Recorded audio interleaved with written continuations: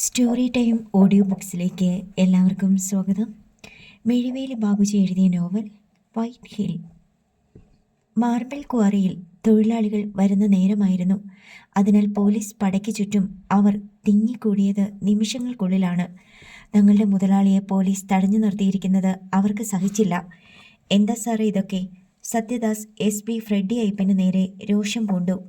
ഇദ്ദേഹം ശരിക്കും ആരാണെന്നറിഞ്ഞുകൊണ്ടാണോ നിങ്ങൾ ഈ ഷോയൊക്കെ കാണിക്കുന്നത്?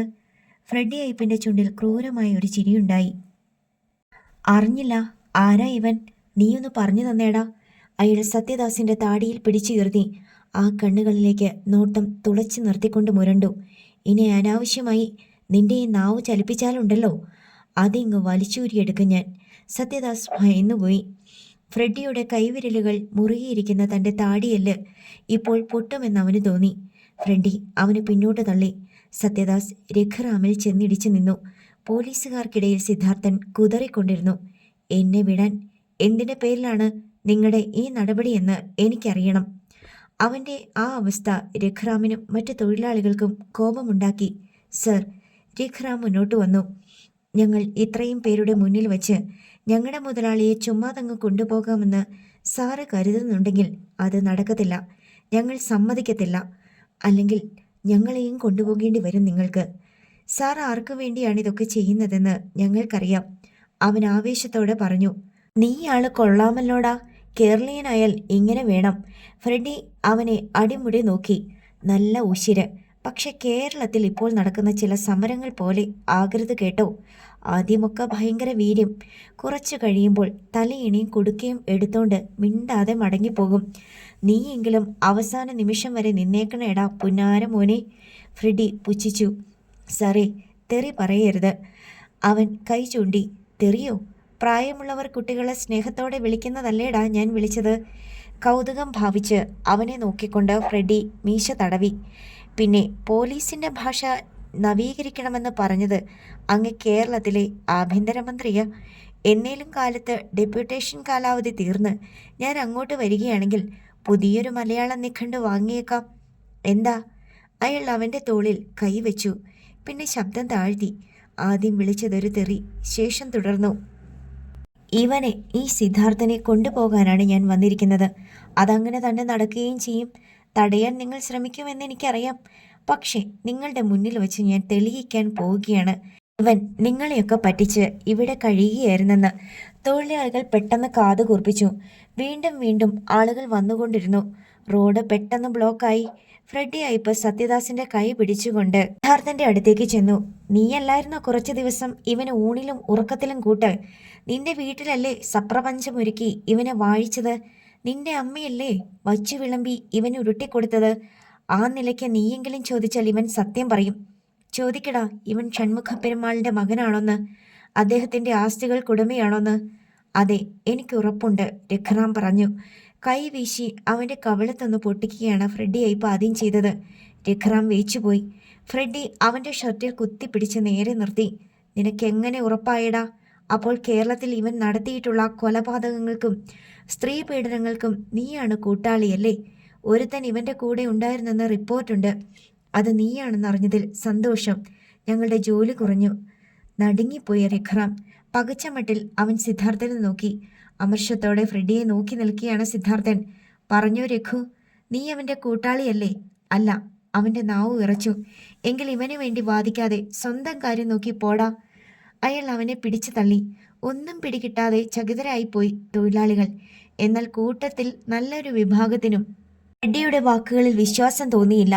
സാറേ, കമ്പനിക്കാർക്ക് വേണ്ടി നിങ്ങളീ നടത്തുന്ന നാടകമുണ്ടല്ലോ, അത് ഞങ്ങളുടെ മുന്നിൽ വിലപ്പോകത്തില്ല. ആരോ വിളിച്ചു പറഞ്ഞു. ജനം അത് ഏറ്റുചൊല്ലി. അവർ തിരിയുകയാണ്. അങ്ങനെ അയാൾ തനിക്ക് സിദ്ധാർത്ഥനെ കൊണ്ടുപോകാൻ ബുദ്ധിമുട്ടാകും. മാത്രമല്ല, കൂടുതൽ നേരം ഇവിടെ തർക്കിച്ചു നിൽക്കാനും പറ്റില്ല. ജനങ്ങളെ വെറുപ്പിക്കുന്നത് ബുദ്ധിയുമല്ല. ഫ്രെഡി അയ്യപ്പന്റെ തലച്ചോർ ചുട്ടുപഴുത്തു. അയാൾ ശബ്ദമുയർത്തി. ഞാൻ പറയുന്നത് കള്ളമാണെന്ന് തോന്നുന്നെങ്കിൽ ഇപ്പോൾ തെളിയിക്കാം, നിങ്ങളുടെ മുന്നിൽ വെച്ച്. അയാൾ തിരിഞ്ഞു പോലീസുകാരെ നോക്കി. അവനെ വിട്. പോലീസുകാർ സിദ്ധാർത്ഥനിലെ പിടിവിട്ടു. സിദ്ധാർത്ഥൻ തൻ്റെ ഷർട്ട് വലിച്ചു നേരിയിട്ടു. ഫ്രെഡി അവനോട് പറഞ്ഞു. നീ ഒരു കൊടും ക്രിമിനലാണെന്ന് കേരളത്തിൽ നിന്ന് റിപ്പോർട്ട് കിട്ടിയതിൻ്റെ അടിസ്ഥാനത്തിലാണ് ഞങ്ങൾ വന്നിരിക്കുന്നത്. അല്ലെന്ന് നിനക്ക് തെളിയിക്കാമെങ്കിൽ അതിനുള്ള അവസരമാണിത്. ക്രിമിനലോ ഞാനോ? സിദ്ധാർത്ഥൻ അവജ്ഞയോടെ തിരക്കി. ഓക്കെ, നീ അങ്ങനെയല്ല, മാന്യന. ഞാനും സമ്മതിച്ചിരിക്കുന്നു.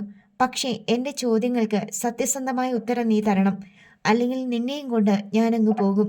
ഫ്രെഡി കൈകൾ കൂട്ടിത്തിരുമ്മി. സാറ് ചോദിക്ക്. അവന് യാതൊരു കൂസലുമില്ല.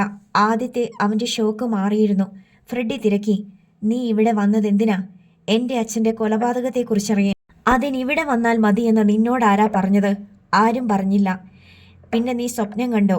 അതല്ല, അച്ഛൻ ശിവഗംഗയിൽ ആയിരുന്നു കഴിഞ്ഞതെന്നാണ് ഞങ്ങൾ കരുതിയത്. അവിടേക്ക് പോകാൻ വന്ന് എനിക്ക് ഇവിടെ ഇറങ്ങേണ്ട സാഹചര്യം ഉണ്ടായി. മാത്രമല്ല, അച്ഛൻ്റെ ഫോട്ടോയും ഇവിടെ കണ്ടു. ജനങ്ങൾ നിശബ്ദരായി കേട്ടുനിന്നു. നീ പറഞ്ഞ ഇത്രയും കാര്യം വേണമെങ്കിൽ വിശ്വാസയോഗ്യമായി കരുതാം. പക്ഷേ അതുകൊണ്ട് കാര്യങ്ങൾ തീരുന്നില്ല. ഇന്നലെ നീ മൈക്കിലൂടെ കുറേ കാര്യങ്ങൾ വിളിച്ചു പറഞ്ഞില്ലേ? അതൊക്കെ തങ്ങളെ അപകീർത്തിപ്പെടുത്താനും സ്വത്തുക്കൾ തട്ടിയെടുക്കാനുമാണെന്ന് കാണിച്ച് കമ്പനി ഉടമകൾ പോലീസിൽ പരാതി തന്നിട്ടുണ്ട്. അതും അവിടെ നിൽക്കട്ടെ. വളരെ പ്രധാനപ്പെട്ട ഒരു കാര്യം. ഫ്രെഡി ഒന്ന് നിർത്തി. സിദ്ധാർത്ഥൻ ജാഗരൂകനായി. നീ വിളിച്ചു പറഞ്ഞത് കമ്പനിയും മറ്റ് ആസ്തികളും നിന്റെ പേരിലാണെന്നല്ലേ? അക്കാര്യം നിന്നോടാര് പറഞ്ഞു? എൻ്റെ അപ്പോയിൻമെൻറ്റ് ഓർഡറിൽ ഞാൻ കണ്ടതാ. CK Siddharthan private limited exporting company എന്ന്. ഫ്രെഡിയുടെ കണ്ണുകൾ ഇടുങ്ങി. ആ സിദ്ധാർത്ഥൻ നീയാണെന്നുള്ളതിന് എന്താ തെളിവ്? സിദ്ധാർത്ഥൻ ഉത്തരം മുട്ടി. അവൻ രഘുറാമിനെയും സത്യദാസിനെയും നോക്കി. അവർ ആകാംക്ഷയോടെ നിൽക്കുകയാണ്. പറയടാ വേഗം. ഫ്രെഡിക്ക് ആവേശമായി. എന്തെങ്കിലും തെളിവ് കാണിക്കാൻ നിന്റെ പക്കലുണ്ടോ? ഇല്ല. അവൻ്റെ തല കുനിഞ്ഞുപോയി. എന്നാൽ പെട്ടെന്ന് പറഞ്ഞു. എന്നെ അറിയാവുന്ന വേറെ ചിലർ ഉണ്ടിവിടെ. കേരളത്തിൽ നിന്ന് വന്ന പോലീസുകാർ. മിണ്ടരുത്. ഫ്രെഡി കൈ ചൂണ്ടി. കേരള പോലീസിന്റെ കാര്യം ഇവിടെ പറഞ്ഞാൽ നിന്റെ പല്ല് തെറിപ്പിക്കും ഞാൻ. അവന്മാർക്ക് എന്താടാ ഇതിൽ കാര്യം? സിദ്ധാർത്ഥൻ മറുപടി നൽകാൻ ഭാവിച്ചപ്പോൾ ഫ്രെഡി വിലക്കി. അതൊന്നും നീ ഇവിടെ പറയണ്ട. ക്വാറിയിൽ വെച്ച് ഒരുത്തനെ വെടിവെച്ച് കൊന്നവരാ നീ ഈ പറയുന്ന പോലീസുകാർ. ഏത് നിമിഷവും അവരെ ഞാൻ പൊക്കും. മറ്റാർക്കെങ്കിലും അറിയാമോ നിന്നെ? അത് പറ. വിജയഭാവത്തിലാണ് ഫ്രെഡി. ആർക്ക്? ശുക്രൻ അങ്കിളിന്. ശുക്രനോ? അയാൾ ചുണ്ട് കൂർപ്പിച്ചു. അതെ, നിങ്ങളൊക്കെ ധനുഷ്കോടി നാടാർ എന്ന് വിളിക്കുന്ന ആൾ. പൊട്ടിച്ചിരിച്ചുപോയി SP ഫ്രെഡി അയ്പ്. നിങ്ങളും കേട്ടല്ലോ ഇവനെ നാടാർ സാബിനെ അറിയാമെന്ന്. ഇവൻ പറഞ്ഞ മറ്റൊന്ന് കേട്ടല്ലോ, അങ്കിളെന്ന്. അയാൾ ജനങ്ങളെ നോക്കി. എല്ലാവരും അറിയാൻ വേണ്ടി തന്നെയാണ് ഞാനിതൊക്കെ പറയുന്നത്. നാടാർ സാബ് കൂടി ചേർന്നാണ് ഇവനെതിരെ പരാതി തന്നിരിക്കുന്നത്. ഫ്രെഡി വീണ്ടും സിദ്ധാർത്ഥൻ്റെ നേരെ തിരിഞ്ഞു. ഒരു കാളയെ തോൽപ്പിച്ച് നീ ജനങ്ങൾക്കിടയിൽ ഹീറോ ആയി. അവരുടെ കയ്യടി നേടി. പക്ഷേ കള്ളം പറഞ്ഞ് എൻ്റെ കയ്യിൽ നിന്ന് രക്ഷപ്പെടാൻ പറ്റത്തില്ലടാ. അതുപോട്ടെ, നീ ഇവിടെ വന്ന് മുടിയും പറ്റ വെട്ടി മീശയും വടിച്ച് പേരും പകുതിയാക്കിയല്ലേടാ ക്വാറിയിൽ കയറിയത്. അതിൽ തന്നെയുണ്ടൊരു കള്ളം. നീ പെരുമാളിൻ്റെ മകനായിരുന്നെങ്കിൽ അത് നേരത്തെ ഇവരോട് പറഞ്ഞാൽ എന്താ? സിദ്ധാർത്ഥന് ദേഷ്യവും സങ്കടവും ഒന്നിച്ചുണ്ടായി. അങ്ങനെ പറഞ്ഞാൽ ആരെങ്കിലും വിശ്വസിക്കുമോ? ഇപ്പം നിന്നെ വിശ്വസിച്ചെന്നാണോ നിന്റെ വിചാരം? ഇല്ലടാ, ഒട്ടുമില്ല. അത് നിൽക്കട്ടെ. ഷൺമുഖ പെരുമാളിന് പകരം മറ്റൊരാളുടെ ശവമാണ് ഇവിടെ കൊണ്ടുവന്നതെന്ന് നീ പറഞ്ഞല്ലോ. എന്താ തെളിവ്? ആരാ നിന്നോടത് പറഞ്ഞത്? സിദ്ധാർത്ഥൻ്റെ ഉള്ളിൽ ഒരു ചൂണ്ട കുരുങ്ങി വലിഞ്ഞു. ഇത് കെണിയാണെന്ന് അവൻ തിരിച്ചറിഞ്ഞു. തനിക്ക് ഡ്രൈവർ മാരേജിൻ്റെ പേര് പറയാനാവില്ല. പറഞ്ഞാൽ അവൻ്റെ മരണത്തിന് താൻ ഉത്തരം നൽകേണ്ടി വരും. ആരോ അവനെ കുഴിയിൽ തള്ളിയിട്ടെന്ന് സ്ഥാപിക്കാൻ തൻ്റെ പക്കൽ ഒന്നുമില്ല. മറ്റ് സാക്ഷികളുമില്ല. ഫ്രെഡി അയ്പിൻ്റെ ലക്ഷ്യവും അതായിരുന്നു. സിദ്ധാർത്ഥന് ഈ സത്യങ്ങളൊക്കെ ചോർത്തി കൊടുത്തത് ആരാണെന്നറിയണം. വീരലക്ഷ്മി അത് പ്രത്യേകം നിർദ്ദേശിച്ചിരുന്നു. സിദ്ധാർത്ഥൻ്റെ മൗനം അയാൾക്ക് ഉത്തേജകമായി. അയാൾ ജനങ്ങളെ നോക്കി അട്ടഹസിച്ചു. കണ്ടോ കണ്ടോ ഇവൻ മിണ്ടാതെ നിൽക്കുന്നത്? ആരും നാവനക്കിയില്ല. ഇനി അവസാന ചോദ്യം. നീ ഷൺമുഖ പെരുമാളിൻ്റെ മകനാണെന്ന് തെളിയിക്കുന്ന എന്തെങ്കിലും രേഖകൾ ഉണ്ടോ? അത് കാണിച്ചാൽ നിന്നെ ഞാൻ വെറുതെ വിടാം. അത്. സിദ്ധാർത്ഥൻ ശരിക്കും പതറി. താൻ പെരുമാളിൻ്റെ മകനാണെന്ന് തെളിയിക്കണമെങ്കിൽ പെരുമാളും ചന്ദ്രശേഖരനും ഒരാളാണെന്ന് ആദ്യം സ്ഥാപിക്കണം. തനിക്ക് മാത്രമായി ഒന്നും ചെയ്യാനാവില്ല. നിന്നെ വിൽക്കാതെ കാര്യം പറയടാ. രേഖ വല്ലതുമുണ്ടോ? ഇല്ല. പറഞ്ഞു നിർത്തിയ നിമിഷത്തിൽ സിദ്ധാർത്ഥൻ്റെ നെഞ്ചിന് മധ്യത്തിൽ ഫ്രെഡി കൈ ചുരുട്ടി ഇടിച്ചു. അവൻ വീണ്ടും പോലീസുകാർക്കിടയിലേക്ക് തെറിച്ചു. അവർ അവനെ പിടിച്ച് ബസ്സിലേക്ക് വലിച്ചിഴച്ചു. ഇത് ചതിയാ രഘുറാമേ, സിദ്ധാർത്ഥൻ വിളിച്ചു പറഞ്ഞു. ഞാൻ പെരിയോരുടെ മോന. ഹൃദയം വിണ്ടുകീറുന്നത് പോലെ തോന്നി രഘുറാമിന്. പക്ഷെ പ്രതികരിക്കാൻ കഴിഞ്ഞില്ല. മറ്റു തൊഴിലാളികളുടെയും അവസ്ഥ അതുതന്നെയായിരുന്നു. സിദ്ധാർത്ഥനില്ലെങ്കിൽ മുതലാളിമാർക്ക് മുന്നിൽ പിടിച്ചു നിൽക്കാനാവില്ല. സർ, ബസ്സിലേക്ക് വലിച്ചു കയറ്റപ്പെടുന്നതിനിടയിൽ അവൻ വിളിച്ചലറി. നിങ്ങൾ കാതിൽ നുള്ളുകയോ? ആർക്കു വേണ്ടിയാണോ നിങ്ങൾ ഇതൊക്കെ ചെയ്യുന്നത് അവരും നിങ്ങൾ ഒരുപോലെ ദുഃഖിക്കും. ചത്തളിഞ്ഞ നായ്ക്കളെ പോലെ ജനം നിങ്ങളെ നോക്കും. പക്ഷേ അങ്ങനെ പോലും നിന്നെ ഞാൻ ജീവിപ്പിക്കില്ലടാ. ഫ്രെഡി പിറുപിറുത്തു. സിദ്ധാർത്ഥനെ അകത്ത് കയറ്റിയ ഉടൻ ഒരു പോലീസുകാരൻ വാതിൽ വലിച്ചടച്ചു. പിന്നെ കേട്ടത് അലർച്ചയും അട്ടഹാസങ്ങളും. രഘുറാമിൻ്റെയും സത്യദാസിൻ്റെയും കണ്ണുകൾ നിറഞ്ഞു തൂവി. ജോസും രാജനും ഒക്കെ ഉണ്ടായിരുന്ന കൂട്ടത്തിൽ. അവരും സങ്കടത്തോടെ തലകുനിച്ചു. 10 മണി. കുമളിയിലെ പുതിയ ട്രാൻസ്പോർട്ട് ബസ് സ്റ്റാൻഡിനരികിൽ എത്തിയിരുന്നു ക്വാളിസ്. ഇവിടെ നിർത്ത്, ശുക്രൻ പറഞ്ഞു. ക്വാളിസ് നിന്നു. അയാളുടെ നിർദ്ദേശാനുസരണം എല്ലാവരും ഇറങ്ങി. അവർക്ക് സംശയം തോന്നാതിരിക്കാൻ അയാൾ ക്വാളിസിൻ്റെ ഡ്രൈവർക്ക് പണം നൽകി തിരിച്ചയച്ചു. എന്താ ശുക്രേട്ട ഇവിടെ? കമലത്തിന് വേവലാതിയായി. കുമളി ചെക്ക് പോസ്റ്റ് കടക്കണമെങ്കിൽ ചില സൂത്രങ്ങൾ പ്രയോഗിക്കണം, അയാൾ പറഞ്ഞു. കമലവും മക്കളും വസുമതിയും മകളും നിങ്ങൾ രണ്ടായി തിരിഞ്ഞ് ഇവിടെ നിന്ന് ഓട്ടോയിൽ കയറി ചെക്ക് പോസ്റ്റിനടുത്തുള്ള സ്റ്റാൻഡിന് മുന്നിൽ ഇറങ്ങണം. എന്നിട്ട് ചെക്ക് പോസ്റ്റ് കടന്ന് തമിഴ്നാട് അതിർത്തിയിലേക്ക് പോകണം. അവിടെ കുറേ ബസ്സുകൾ കിടപ്പുണ്ടാവും. അവിടെ നിൽക്കുക. പോലീസുകാർ ചോദിച്ചാൽ ഒരു കൂട്ടർ പഴനിക്കും ഒരു കൂട്ടർ മധുരയ്ക്കും പോവുകയാണെന്ന് പറയുക. എനിക്കെന്തോ ഒരു പന്തികേട് തോന്നുന്നു. വസുമതി വിസ്മയുടെ കാതിൽ മന്ത്രിച്ചു. സിദ്ധുവിനെ നമ്മളിലൂടെ പോലീസ് പിടിക്കാതിരിക്കാനല്ലേ അമ്മ ഇതൊക്കെ? വിസ്മയ മറുപടി നൽകി. അവർ അല്പനേരത്തെ ഇടവേളയിട്ട് 2 ഓട്ടോകളിലായി പോയി. അല്പം കഴിഞ്ഞപ്പോൾ കറുത്ത സുമോ പിന്നാലെ വന്ന് അവിടെ നിന്നു. ശുക്രൻ സ്വാമിമാർക്കൊപ്പം കയറി. പിന്നെ വളരെ പെട്ടെന്ന് തൻ്റെ വേഷം മാറി. കറുത്ത മുണ്ടും ഷർട്ടും ധരിച്ചു. കഴുത്തിൽ തുളസി മാലയണിഞ്ഞു. നെറ്റിയിൽ കളഭവും ഭസ്മവും പൂശി. ഇപ്പോൾ അയാളെ കണ്ടാൽ ദർശനം കഴിഞ്ഞു വരുന്ന അയ്യപ്പ ഭക്തനാണെന്നേ തോന്നുമായിരുന്നുള്ളൂ. ചെക്ക് പോസ്റ്റിൽ CAയും സംഘവും ഓരോ വാഹനവും പരിശോധിക്കുകയാണ്. ഒരു പ്രശ്നവും കൂടാതെ അവർ അപ്പുറം കടന്നു. ഉത്തമ പാളയത്തിന് പോകുന്ന ഒരു ബസ്സിന് പിന്നിൽ സുമോ നിന്നു. ശുക്രൻ ഇറങ്ങി. ഞങ്ങൾക്ക് പിന്നാലെ കാണണം, മറ്റുള്ളവരോട് ശുക്രൻ നിർദ്ദേശിച്ചു. ശരി സാബ്, അവർ തലയാട്ടി. ശുക്രൻ കമലത്തിൻ്റെയും മറ്റും അടുത്തെത്തി. അയാളുടെ വേഷപ്പകർച്ച അവരെ അത്ഭുതപ്പെടുത്തി. വരൂ, അയാൾ അവരെ അല്പം അകലെ കിടന്നിരുന്ന AC മിനി ബസ്സിലേക്ക് നയിച്ചു. തങ്ങൾ അപകടത്തിലേക്കാണോ പോകുന്നതെന്ന് ഒരു അർദ്ധശങ്ക ഇപ്പോൾ വിസ്മയിക്കും ഉണ്ടായി. സമയം 10:30. മാനേജർ രാജഗുരു ക്വാറിയിലെത്തി. രഘുറാമും സത്യദാസും കാത്തു നിൽക്കുകയായിരുന്നു. മറ്റുള്ളവർ ജോലി തുടങ്ങിയിരുന്നു. എല്ലാം അറിഞ്ഞുകൊണ്ടായിരുന്നു രാജഗുരുവിൻ്റെ വരവ്. അപ്പോൾ തന്നെ നിങ്ങൾക്കെന്നെ വിവരം അറിയിച്ചു കൂടായിരുന്നോ? അയാൾ ദേഷ്യത്തോടെ ഇരുവരെയും മാറി മാറി നോക്കി. പാറ ഡ്രില്ല് ചെയ്യുന്നതിൻ്റെ കർണകഠോരമായ ശബ്ദം. ആ നേരത്ത് ഞങ്ങളൊക്കെ പതറിപ്പോയി സാർ, രഘുറാം സങ്കടത്തോടെ പറഞ്ഞു. സിദ്ധു പെരിയോരുടെ മോനാണെന്ന് വിശ്വസിച്ചിരുന്ന ഞങ്ങൾ പെട്ടെന്നങ്ങനെ കേട്ടപ്പോൾ. പൊടി പറത്തിക്കൊണ്ടൊരു ചുഴലിക്കാറ്റ് വട്ടം ചുറ്റി മുകളിലേക്ക് ഉയർന്നു. നിങ്ങളുടെ വിശ്വാസം തെറ്റല്ല, അവൻ പെരിയോരുടെ മോൻ തന്നെയാ. ഈശ്വര! അവർ ഇരുവരും സന്തോഷത്തോടെ പരസ്പരം നോക്കി. പ്രശ്നം അതല്ല, രാജഗുരു തിടുക്കപ്പെട്ടു. അവനെ കൊണ്ടുപോയിരിക്കുന്നത് ഫ്രെഡി അയ്പ. ഇനി അവനെ നമുക്ക് കാണാൻ കഴിയുമോ? ഡ്രില്ലറിൻ്റെ ശബ്ദത്തിൽ അയാളുടെ ചിലമ്പിച്ച ഒച്ച അലിഞ്ഞമർന്നു. രഘുറാമും സത്യദാസും വിറച്ചുപോയി. സാറ് ശ്രമിച്ചാൽ? സത്യദാസ് പകുതിക്ക് നിർത്തി. നല്ല കാര്യം, ഞാൻ നിങ്ങളുടെ കൂടെയാണെന്ന് മുതലാളിമാർ ഇതുവരെ അറിഞ്ഞിട്ടില്ല. അറിഞ്ഞാലത്തെ അവസ്ഥ പറയണ്ടല്ലോ. അയാൾ താടി തടവി ചിന്തിച്ചു നിന്നു. ഇനി എന്ത് ചെയ്യും സാർ? രഘുറാമിന് കരച്ചിൽ വന്നു. നോക്കട്ടെ. അയാൾ വേഗം ഓഫീസിലേക്ക് കയറി. DYSP യാസർ അഹമ്മദിൻ്റെ സെല്ലിലേക്ക് വിളിച്ച് വിവരം കൈമാറി. കുരുക്കായല്ലോ രാജഗുരുവേ. യാസർ ഒരു നിമിഷം കഴിഞ്ഞ് മറുപടി നൽകി.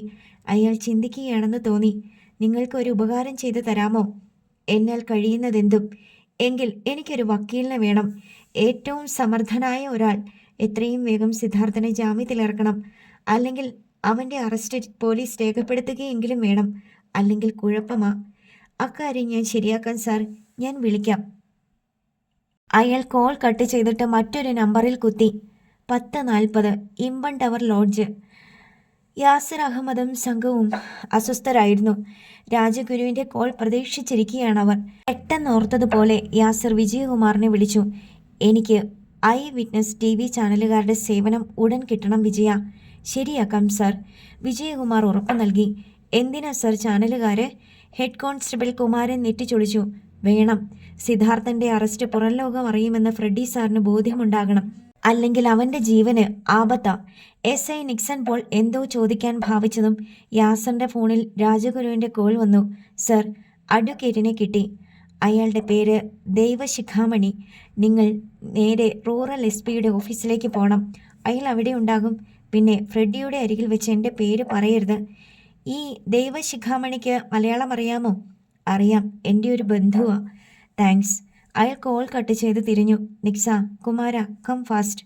അപ്പോൾ തന്നെ മൂവരും മുറിപൂട്ടി ഇറങ്ങി. 11 മണി. Melur rural SP office.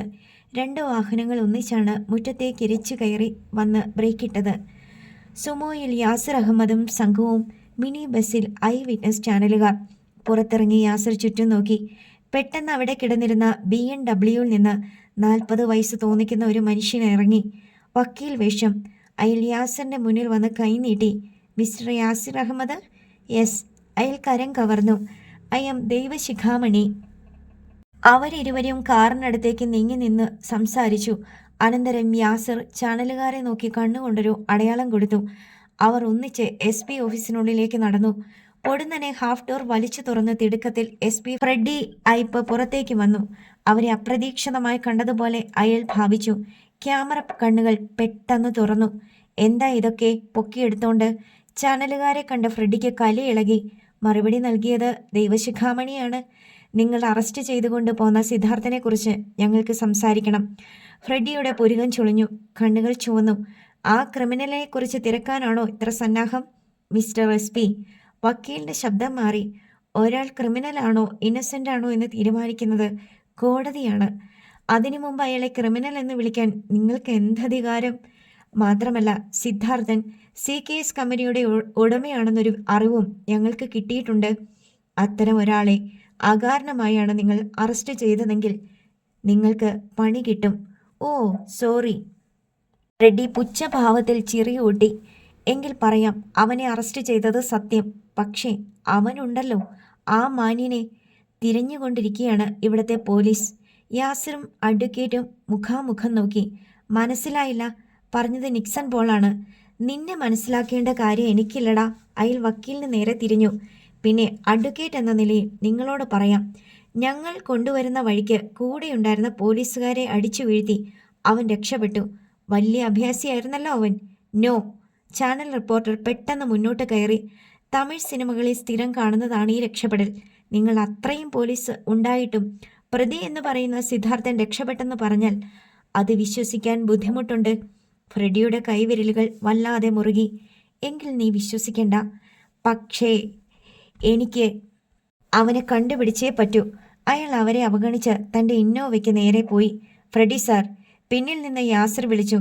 ഇനിയൊരു പക്ഷേ സിദ്ധാർത്ഥനെ കാണാതാകുകയോ അതല്ലെങ്കിൽ അവൻ്റെ മൃതദേഹം കിട്ടുകയോ ചെയ്താൽ അതിൻ്റെ പരിപൂർണ ഉത്തരവാദിത്തം നിങ്ങൾക്കായിരിക്കും. ഇന്നോവയുടെ ഡോർ തുറന്ന ഫ്രെഡി പെട്ടെന്ന് നിന്നു. തോളിന് മുകളിലൂടെ തല തിരിച്ചു നോക്കി. അങ്ങനെ വന്നാൽ നീ കൊണ്ടുപോയി കേസ് കൊടുക്ക്. ചാനൽ ക്യാമറമാനും റിപ്പോർട്ടറും ഫ്രെഡിയുടെ അടുത്തേക്ക് നീങ്ങി. ഇതൊക്കെ സാർ കെട്ടിച്ചമച്ച കഥകളാണെന്ന് ഞങ്ങൾ പറഞ്ഞാൽ എനിക്ക് പുല്ല്. അയാൾ ആക്രോശിച്ചു. കുറച്ച് ദിവസം മുമ്പ് ചാനൽ വഴി നീയൊക്കെ എന്നെ ഏതാണ്ടങ്ങ് ഉണ്ടാക്കിയല്ലോ. എന്നിട്ട് എന്തായി? തൽക്കാലം ഇത്രയും മതി. റിപ്പോർട്ടർ ചിരിച്ചു. ആ ചിരിയിൽ ഫ്രെഡി ഒരു പന്തികേട് മണത്തു. അയാൾ അകത്ത് കയറി ഡോർ വലിച്ചടച്ചു. ഇന്നോവ പാഞ്ഞുപോയി. ഫ്രെഡി ഇപ്പോൾ ഫോൺ എടുത്ത് വീരലക്ഷ്മിയെ വിളിച്ചു. അപ്പോഴുണ്ടായ വിവരങ്ങൾ നൽകി. വീരലക്ഷ്മിയുടെ മറുപടി: ഇനിയുള്ള ഓരോ നീക്കവും ശ്രദ്ധിച്ചു വേണം ഫ്രെഡി. തൻ്റെ മണ്ടത്തരം കൊണ്ടെങ്ങാനും പൊളിഞ്ഞാൽ. ഇല്ല മാഡം, പറഞ്ഞു. അയാൾ കർച്ചീഫ് എടുത്ത് മുഖം തുടച്ചു. ആദ്യം ചെയ്യേണ്ടത് അവനെ കയറ്റിയ പോലീസ് വണ്ടിയിൽ ഉണ്ടായിരുന്ന 2-3 പേരുടെ മുഖമോ നെഞ്ചോ ഇടിച്ച് ചതയ്ക്കണം. കയ്യോ കാലോ ചവിട്ടി ഒടിച്ചാലും വേണ്ടില്ല. അവരെ ഹോസ്പിറ്റലിൽ എത്തിച്ചിട്ട് അതിനും സിദ്ധാർത്ഥൻ്റെ പേരിൽ കേസെടുക്കണം. അങ്ങനെ ചെയ്യാം. ഫ്രെഡിയുടെ മുഖം തെളിഞ്ഞു. തീർന്നില്ല. വീരലക്ഷ്മി തുടർന്നു. പകൽ മുഴുവൻ പോലീസ് വാഹനങ്ങൾ അവനെ തേടി പരക്കം പായണം. ക്വാറിയിലും പോകണം പോലീസ്. സിദ്ധാർത്ഥൻ്റെ അടുപ്പക്കാരെ ചോദ്യം ചെയ്യണം. അവനെ ഒളിപ്പിച്ചാൽ അകത്താക്കുമെന്ന് വിരട്ടണം. അതോടെ അവൻ ചാടിപ്പോയെന്ന് അവർ കരുതും. ശരി മാഡം. ഫ്രെഡി ഇപ്പോൾ പറഞ്ഞു നിർത്തിയ നേരത്ത് ഹൈവേയിലൂടെ മദ്രാസ് ദിശയിലേക്ക് ഓടിക്കൊണ്ടിരിക്കുകയായിരുന്നു ആ പോലീസ് വാൻ. നേരെ ഇരുട്ടുന്നത് വരെ വാൻ അങ്ങനെ ഓടിക്കാനാണ് ഫ്രെഡി ഇപ്പോൾ നിർദ്ദേശം നൽകിയിരുന്നത്. പെട്ടെന്ന് വാൻ നിന്നു. തൊട്ടു പിന്നിൽ ഒരു ഫോർച്യൂണറും ബ്രേക്കിട്ടു. അതിൽ നിന്ന് 6 പടയാനും ഭൂപതി പാണ്ഡ്യനും ചാടിയിറങ്ങി.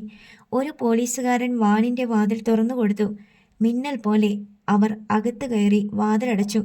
വാനിനുള്ളിൽ സീറ്റിന്റെ കമ്പിക്കിടയിലൂടെ പിന്നോട്ട് കൈ കടത്തി വിലങ്ങിട്ട നിലയിൽ സിദ്ധാർത്ഥൻ ചോരയൊലിപ്പിച്ചുകൊണ്ട്. ഡ്രൈവറെ കൂടാതെ വാനിൽ വാതിൽ തുറന്നുകൊടുത്ത പോലീസുകാരനെ ഉണ്ടായിരുന്നുള്ളൂ. ഭൂപതി പാണ്ഡ്യന്റെയും 6 പടയാന്റെയും കണ്ണുകൾ പച്ച മാംസം കണ്ട കഴുകന്മാരുടേതുപോലെ വെട്ടിത്തിളങ്ങി. പോലീസ് വാൻ വീണ്ടും മുന്നോട്ട് നീങ്ങി. എടാ മാർബിൾ മുതലാളി! അലറിക്കൊണ്ട് 6 പടയാൻ സിദ്ധാർത്ഥന് നേരെ കുതിച്ചു. ക്വാറിയിൽ തൊഴിലാളികൾക്ക് മുന്നിൽ വെച്ച് അവൻ തന്നെ ആക്രമിച്ചതും രാത്രിയിൽ രഘുറാമിന്റെ വീട്ടുമുറ്റത്ത് തന്നെയും കൂട്ടാളികളെയും വലയിൽ വീഴ്ത്തിയതുമൊക്കെ 6 പടയാന്റെ മനസ്സിൽ മിന്നി. ഇപ്പോൾ സിദ്ധാർത്ഥന് ഈ രൂപത്തിൽ മുന്നിൽ കിട്ടിയപ്പോൾ അവൻ ഉറക്കെ ചിരിച്ചു. തല കുമ്പിട്ടിരിക്കുകയായിരുന്ന സിദ്ധാർത്ഥൻ പെട്ടെന്ന് മുഖമുയർത്തി. പടയൻ ഗ്ലാസ് ഭിത്തിയിൽ മുട്ടിച്ചതുപോലെ ഒരു നിമിഷം നിന്നു. സിദ്ധാർത്ഥന്റെ മുഖം നീര് പിടിച്ച് വീർത്തിരിക്കുന്നു. വായിൽ നിന്നൊലിച്ചിറങ്ങിയ ചോര താടിയിൽ കട്ട പിടിച്ചിരിക്കുന്നു. പക്ഷേ കണ്ണുകൾ സൂര്യനെ പോലെ കത്തിജ്വലിക്കുകയാണ്. ആ അവസ്ഥയിലും സിദ്ധാർത്ഥനോടടുക്കുവാൻ പടയൻ ഒന്നറച്ചു. ഫ്രെഡി അയ്യപ്പിന്റെ പോലീസ് അവനെ ശരിക്ക് കൈകാര്യം ചെയ്തെന്ന് ഭൂപതി പാണ്ഡ്യന് മനസ്സിലായി. കെട്ടിയിട്ട് തല്ലുവാൻ വന്നതാണ് നീ അല്ലേടാ, അത് പോലീസിന്റെ പിൻബലത്തിൽ. സിദ്ധാർത്ഥൻ വാ തുറന്നു. അവന്റെ പല്ലുകൾ പോലും രക്തം പോലെ ചുവന്നിരുന്നു. വാക്കുകളിൽ പുച്ഛം തെങ്ങി, രോഷവും. എൻ്റെ അച്ഛന് നേരെ പിറക്കാത്തത് കൊണ്ടാടാ നിനക്കൊക്കെ ഇങ്ങനെ മറ്റാരെങ്കിലും ആശ്രയിക്കേണ്ടി വരുന്നത്. നിങ്ങളോ യഥാർത്ഥ മക്കൾ എന്നറിയാനുള്ള ഒന്നേയുള്ളടാ മാർഗം. എൻ്റെ ഈ വിലങ്ങൊന്നഴിച്ചതാ. അപ്പോൾ കാണാം ചോരയുടെ വീര്യവും പൈതൃകത്തിൻ്റെ ഗുണവും. അവൻ ശ്വാസം വലിച്ചുവിട്ടു. ഇത്രയും കിട്ടിയിട്ട് നിനക്ക് പോരേടാ, പോലീസുകാരൻ ശബ്ദമുയർത്തി. താൻ ചുമ്മാതിരിക്കടോ, ഈ പേപ്പട്ടികളെ കണ്ട് നെകളിക്കലേ താൻ. കൊന്നു കടം വീട്ടാനുള്ളവരുടെ പട്ടികയിൽ താനും ചേർന്ന് പോകും. പിന്നെ തനിക്ക് ഭാര്യയും മക്കളും ഉണ്ടെങ്കിൽ അവർ വഴി നീളെ ഇരക്കും. സിദ്ധാർത്ഥന്റെ ശബ്ദം കല്ലിച്ചതായിരുന്നു. കോൺസ്റ്റബിളിന്റെ തല കുനിഞ്ഞു. വായടയ്ക്കടാ! പെട്ടെന്ന് 6 പടയാൻ അവന്റെ മുഖത്ത് ആഞ്ഞടിച്ചു. അവന്റെ മുഖം വെട്ടിപ്പോയി. എന്നാൽ അടുത്ത നിമിഷം സീറ്റിൽ ഇരുന്നു കൊണ്ട് തന്നെ സിദ്ധാർത്ഥൻ ഒറ്റ ചവിട്ട്. അയ്യോ! അടിവയറ്റിൽ കൈ അമർത്തിക്കൊണ്ട് പടയൻ മുന്നോട്ട് വളഞ്ഞു. 2 കാലുകളും കൊണ്ട് സിദ്ധാർത്ഥൻ പടയന്റെ കഴുത്തിൽ ഒരു കത്രിക പൂട്ടിയിട്ടു. പിന്നെ ഒറ്റ തിരിക്കൽ. കലങ്ങി മറിയുന്നത് പോലെ അവൻ വണ്ടിക്കുള്ളിൽ മലർന്നു വീണു. അതാരും പ്രതീക്ഷിച്ചതല്ല. എടാ! ഭൂപതി പാണ്ഡ്യൻ കുതിച്ചു വന്നു. അവന്റെ ശിരസിലും കവിളത്തും മാറി മാറി അടിച്ചു. അപ്പോഴും സിദ്ധാർത്ഥൻ ചിരിച്ചു. അവന്റെ ചുണ്ടിലൂടെ ഉമിനീരും ചോരയും കൂടിക്കലർന്നൊഴുകി. സിദ്ധാർത്ഥന്റെ കാലുകൾ പിടിച്ചകറ്റി വർദ്ധിത വീര്യത്തോടെ 6 പടയാനും ചാടി എഴുന്നേറ്റു. അവർ ഒന്നിച്ചു സിദ്ധാർത്ഥന് നേരെ ക്രൂരമർദ്ദനം തുടങ്ങി. പോലീസുകാരൻ പകച്ചു. ഈ നില തുടർന്നാൽ സിദ്ധാർത്ഥൻ ചത്തുപോകും. ഇവന്റെ ജീവൻ ബാക്കി വേണമെന്നാണ് ഫ്രെഡി സാറ് പറഞ്ഞിരിക്കുന്നത്. മതി സാറന്മാരെ, മതി. പോലീസുകാരൻ ഇടയ്ക്ക് കയറി. പക്ഷേ പടയാൻ അയാളെ തള്ളി മാറ്റി. പെട്ടെന്ന് ഭൂപതി പാണ്ഡ്യന്റെ സെൽഫോൺ ശബ്ദിച്ചു. ദേഷ്യത്തോടെ അവൻ അതെടുത്തു നോക്കി. അമ്മയാണ്. പടയാനേ! അവനൊരു സിഗ്നൽ കൊടുത്തിട്ട് ഭൂപതി അറ്റൻഡ് ചെയ്തു. എന്താ അമ്മേ, നിങ്ങൾ അവൻ്റെ അടുത്താണോ? അത് ഭൂപതി പരിങ്ങി. ആണ്, എനിക്കറിയാം. പക്ഷേ ഒന്നുണ്ട്, അവൻ ചത്താൽ പദ്ധതികൾ പൊളിയും. പ്രത്യേകിച്ച് ചാനലുകാരും മറ്റും ഈ അറസ്റ്റിനെ കുറിച്ച് അറിഞ്ഞിട്ടുണ്ട്. മാത്രമല്ല അവൻ്റെ കൈകൾക്കും തലയ്ക്കും ഒന്നും സംഭവിക്കാൻ പാടില്ല. ഇത് രണ്ടും നമുക്ക് ആവശ്യമാ, മനസ്സിലായോ? ആയി അമ്മേ. അപ്പുറത്ത് ഫോൺ കട്ടായപ്പോൾ ഭൂപതി പാണ്ഡ്യൻ 6 പടയാനോട് പറഞ്ഞു, എ ഷോർട്ട് ബ്രേക്ക്. ഇവനെ കൊല്ലാനുള്ള നേരമായിട്ടില്ല. സമയം 11:30. SP ഓഫീസ് മുറ്റം. അനന്തര നടപടികളെക്കുറിച്ച് അഡ്വക്കേറ്റ് ദൈവശിഖാമണിയും മറ്റു പോലീസുകാരും ചാനലുകാരുമായി ചർച്ച ചെയ്തു. ദൈവശിഖാമണി പറഞ്ഞു, നിങ്ങളുടെ ചാനലിൽ സിദ്ധാർത്ഥനെ അറസ്റ്റ് ചെയ്തെന്ന് ഫ്ലാഷ് ന്യൂസുകൾ വന്നുകൊണ്ടിരിക്കണം. സിദ്ധാർത്ഥൻ ഷൺമുഖ പെരുമാളിന്റെ മകനാണെന്നും പെരുമാളിന്റെ മരണത്തിൽ ദുരൂഹതയുണ്ടെന്നും കാളപ്പോര് നടന്ന സ്ഥലത്ത് വെച്ച് അവൻ പ്രഖ്യാപിച്ച കാര്യവുമൊക്കെ ന്യൂസിൽ വരണം. ഇടത് കാതിൽ കൈവിരൽ കയറ്റി ഒന്ന് കറക്കിയിട്ട് അഡ്വക്കേറ്റ് തുറന്നു. അതിൻ്റെ പരിണത ഫലമാണിതെന്ന് സംശയിക്കുന്നതായി പറയണം. ഇടയ്ക്കിടെ ഫ്രെഡി അയ്യപ്പിൻ്റെ പടവും കാണിക്കണം. ഫ്രെഡിയെ കൊണ്ട് തന്നെ നമുക്ക് സിദ്ധാർത്ഥനെ കോടതിയിൽ ഹാജരാക്കിക്കണം. ബാക്കിയൊക്കെ പിന്നീട്. എന്താ? അയൽ യാസിർ അഹമ്മദിനെ നോക്കി. മതി. പക്ഷേ യാസിറിൻ്റെ ഊർജം നഷ്ടപ്പെട്ടിരുന്നു. അപ്പോൾ ചാനൽ റിപ്പോർട്ടർ സംസാരിച്ചു. സാബ്, ഡോണ്ട് വറി. അന്വേഷണത്തിനും കണ്ടെത്തലുകൾക്കും പോലീസിനേക്കാൾ മിടുക്കന്മാർ ഞങ്ങളുടെ കൂടെ ജോലി ചെയ്യുന്നുണ്ട്. മാത്രമല്ല ക്വാറിക്കാരോട് കടുത്ത ശത്രുതയുള്ള ആളാണ് ഞങ്ങളുടെ MD. റിട്ടയേർഡ് പോലീസ് ഉദ്യോഗസ്ഥനാണ് അദ്ദേഹം. ബാക്കി പറഞ്ഞത് ക്യാമറാമാനാണ്. സർവീസിലിരുന്നപ്പോൾ ക്വാറിക്കാർക്കെതിരെ പ്രതികരിക്കാൻ അദ്ദേഹത്തിന് കഴിഞ്ഞില്ല. അവരിൽ നിന്ന് അദ്ദേഹത്തിന് ഒരുപാട് തിക്ത അനുഭവങ്ങൾ ഉണ്ടായി താനും. അവരെ ഒതുക്കാനാണ് അദ്ദേഹം ഈ ചാനൽ തുടങ്ങിയത് തന്നെ. പറയുന്നതിനിടയിൽ ക്യാമറാമാൻ SP ഓഫീസിൻ്റെ ചില ചിത്രങ്ങൾ എടുത്തുകൊണ്ടിരുന്നു. പോലീസിൽ ഇപ്പോഴും MDക്ക് നല്ല ബന്ധങ്ങളുണ്ട്. സിദ്ധാർത്ഥൻ എവിടെയാണെന്ന് ആ ബന്ധം ഉപയോഗിച്ച് അദ്ദേഹം കണ്ടെത്തും. വിവരം നമ്മളെ അറിയിക്കും. അത് കേട്ടപ്പോൾ യാസിർ അഹമ്മദിന് നഷ്ടപ്പെട്ട വീര്യം തിരിച്ചു കിട്ടി. റിപ്പോർട്ടർ അപ്പോൾ തന്നെ MDയുമായി ഫോണിൽ ബന്ധപ്പെട്ടു. മിസ്റ്റർ യാസിർ, എൻ്റെ നമ്പർ നോട്ട് ചെയ്തോ? എന്താവശ്യം ഉണ്ടെങ്കിലും അപ്പോൾ തന്നെ എന്നെ വിളിക്കണം. ദൈവശിഖാമണി തൻ്റെ സെൽ നമ്പർ അയാൾക്ക് നൽകി. 11:45 മാർബിൾ ക്വാറി. 2 പോലീസ് ജീപ്പുകൾ അവിടേക്ക് ഇരച്ചു വന്ന് ബ്രേക്കിട്ടു. തൻ്റെ ഓഫീസിൽ നിന്ന് പുറത്തേക്ക് വരികയായിരുന്ന രാജഗുരു അത് കണ്ട് നെട്ടിച്ചൊളിച്ചു. SI അയാൾക്ക് മുന്നിലെത്തി. എന്തു വേണം? രാജഗുരു ഗൗരവത്തോടെ തിരക്കി. സിദ്ധാർത്ഥൻ ഇങ്ങോട്ട് വന്നോ? രാജഗുരുവിൻ്റെ മുഖം ചുളിഞ്ഞു. അവനെ രാവിലെ കൊണ്ടുപോയത് നിങ്ങളല്ലേ? അതെ, പക്ഷെ അവൻ ചാടിപ്പോയി. രാജഗുരുവിൻ്റെ കണ്ണുകൾ മിഴിഞ്ഞു. അതെങ്ങനെ സംഭവിച്ചു? അതൊന്നും വിശദീകരിക്കാനുള്ള നേരം ഇപ്പോഴില്ല. നിങ്ങൾ തൊഴിലാളികളെ ഒന്ന് വിളിച്ചു കൂട്ടണം. ഞങ്ങൾക്ക് അവരോട് ചിലത് സംസാരിക്കാനുണ്ട്. ഒരു കാറ്റിൽ പാറപ്പൊടി പുക പോലെ പറന്നു പോകുന്നത് രാജഗുരു കണ്ടു. 10 മിനിറ്റുകൾക്കുള്ളിൽ തൊഴിലാളികളെല്ലാം പോലീസിനു ചുറ്റും കൂടി. സിദ്ധാർത്ഥൻ ഇങ്ങോട്ട് വന്നോ? SI അവരെ നോക്കി. നിങ്ങളുടെ കസ്റ്റഡിയിലുള്ള ആൾ എങ്ങനെ ഇങ്ങോട്ട് വരും സർ? രഘുറാമിൻ്റെ ശബ്ദം ഉയർന്നു. അയാൾ അവനെ പ്രത്യേകം നോട്ട് ചെയ്തു. അങ്ങനല്ല, 3-4 പോലീസുകാരെ ആക്രമിച്ചിട്ട് അവൻ രക്ഷപ്പെട്ടു. ഇവിടേക്ക് തന്നെ അവൻ വന്നെന്നിരിക്കും. ആ വിവരം അപ്പോൾ തന്നെ നിങ്ങൾ പോലീസിനെ അറിയിക്കണം. അതല്ല, അവനെ ഒളിപ്പിക്കാനോ മറ്റോ ശ്രമിച്ചാൽ അങ്ങനെ ചെയ്യുന്നവരും അകത്താ. പോലീസ് ഭീഷണി മുഴക്കിയിട്ട് പെട്ടെന്ന് മടങ്ങി. തൊഴിലാളികൾ പിറുപിറുത്തുകൊണ്ട് തിരിഞ്ഞു. സത്യദാസും രഘുറാമും മാനേജറുടെ അടുത്തേക്ക് നീങ്ങി. സിദ്ധു രക്ഷപ്പെട്ട് കാണുമോ സർ? ഇല്ല, ഇത് ഇവരുടെ ഒരു നാടകമാണ്. അയാൾ ചിന്തയോടെ പറഞ്ഞു. സാരമില്ല, അവനെ നമുക്ക് ജീവനോടെ തന്നെ കിട്ടും. നിങ്ങൾ പൊയ്ക്കോ. ആവശ്യം വരുമ്പോൾ ഞാൻ വിളിക്കാം. ഒരു നിമിഷം സന്ദേഹത്തോടെ നിന്നിട്ട് അവർ മടങ്ങി. 12:30 DYSP യാസിർ അഹമ്മദും സംഘവും ഭക്ഷണം കഴിച്ചിട്ട് ലോഡ്ജിലേക്ക് മടങ്ങിയതേയുള്ളൂ. അപ്പോൾ തമ്പുരാൻ IPSൻ്റെ ഫോൺ വന്നു. സർ, യാസിർ ഫാനിൻ്റെ വേഗത കൂട്ടിക്കൊണ്ട് അറ്റൻഡ് ചെയ്തു. ഞാൻ സാറിനെ വിളിക്കാൻ ഭാവിക്കുകയായിരുന്നു. വിഷയം വല്ലതും? ഉണ്ട് സർ. സിദ്ധാർത്ഥനെ ഫ്രെഡി സാർ അറസ്റ്റ് ചെയ്തു. അയാൾ എല്ലാം വിശദീകരിച്ചു. ഞാനിത് പ്രതീക്ഷിച്ചതാ യാസിറെ. ഒപ്പം ഇവിടെയും ചിലത് നടന്നു. ശുക്രൻ ആ സ്ത്രീകളെയും കൊണ്ട് അവിടേക്ക് തിരിച്ചിട്ടുണ്ട്. തമ്പുരാൻ പറഞ്ഞു. എൻ്റെ എല്ലാ വലകളും ഭേദിച്ചുകൊണ്ടാണ് അയാളുടെ വരവ്. ഇനി ഒന്നും നോക്കണ്ട. മുന്നിൽ കണ്ടാൽ കസ്റ്റഡിയിലെടുത്തോ. ബാക്കിയൊക്കെ നമുക്ക് വരുന്നിടത്ത് വെച്ച് കാണാമിടോ. സർ, യാസിറിന് ഉത്സാഹമേറി. തേടിപ്പിടിച്ച് അയാളെ ഞാൻ പൊക്കിയിരിക്കും. CI നിക്സൺ പോളും ഹെഡ് കോൺസ്റ്റബിൾ കുമാറിനെ തന്നെ നോക്കിയിരിക്കുകയാണ്. തമ്പുരാൻ തുടർന്നു. ഓക്കെ, ബട്ട് ആ സ്ത്രീകൾക്ക് ഒന്നും സംഭവിച്ചുകൂടാ. അറിയാം സർ. പിന്നെ അവിടേക്ക് കൊണ്ടുവന്ന ഗുണ്ടകൾ അവരെ ക്വസ്റ്റ്യൻ ചെയ്തുകൊണ്ടിരിക്കുകയാണ്. ശുക്രനാണ് അവരെ കേരളത്തിലേക്ക് അയച്ചതെന്നും ആമർ ഷാജിയെയും പിന്നെ ബണ്ടിൽ വെച്ച് ആ ചെറുപ്പക്കാരനെയും കൊന്നത് അവരാണെന്നും സമ്മതിച്ചു കഴിഞ്ഞു. പക്ഷേ അവർ ഇപ്പോഴും എന്തൊക്കെയോ ഒളിക്കുന്നുണ്ട്. യാസർ കേട്ടിരുന്നു. തമ്പുരാൻ പിന്നെയും ചിലതുകൂടി രഹസ്യമായി പറഞ്ഞു. 1 മണി മാർബിൾ ബംഗ്ലാവ്. ഭക്ഷണം കഴിച്ചിട്ട് എഴുന്നേൽക്കുകയായിരുന്നു വീരലക്ഷ്മി. ഉലകമയിലും ഉണ്ടായിരുന്നു തീൻമേശയ്ക്ക് മുന്നിൽ. പരിചാരികമാർ ഭവ്യതയോടെ ഒരു ഭാഗത്ത് നിൽക്കുന്നു. കൈ കഴുകി വന്ന വീരലക്ഷ്മി ടേബിളിൽ വെച്ചിരുന്ന ഫോൺ എടുത്ത് ഫ്രെഡി ഐപ്പിനെ വിളിച്ചു. മാഡം, ഫ്രെഡിയുടെ ഭവ്യമാർന്ന ശബ്ദം. ഞാൻ പറഞ്ഞതുപോലെ കാര്യങ്ങൾ നീക്കിയില്ലേ താൻ? വാഷ് ബേസിനരികിൽ നിന്ന് ഉലകമയിൽ തലതിരിച്ച് അമ്മയെ നോക്കി. യെസ് മാഡം, ഫ്രെഡി പറഞ്ഞു. ക്വാറിയിൽ പോലീസ് പോയി. എല്ലാവരെയും വിരട്ടി. പിന്നെ നമ്മുടെ 4 പോലീസുകാരെ തല്ലിച്ചതച്ച് ഹോസ്പിറ്റലൈസ് ചെയ്തു. പാവങ്ങൾ. അവർക്ക് എന്തെങ്കിലും കൊടുക്കണേ മാഡം. വീരലക്ഷ്മി ചിരിച്ചു. 2 തലമുറയ്ക്ക് ജീവിക്കാനുള്ളത് കൊടുത്തേക്കാം. താൻ അവരോട് പറഞ്ഞില്ലേ? പറഞ്ഞു.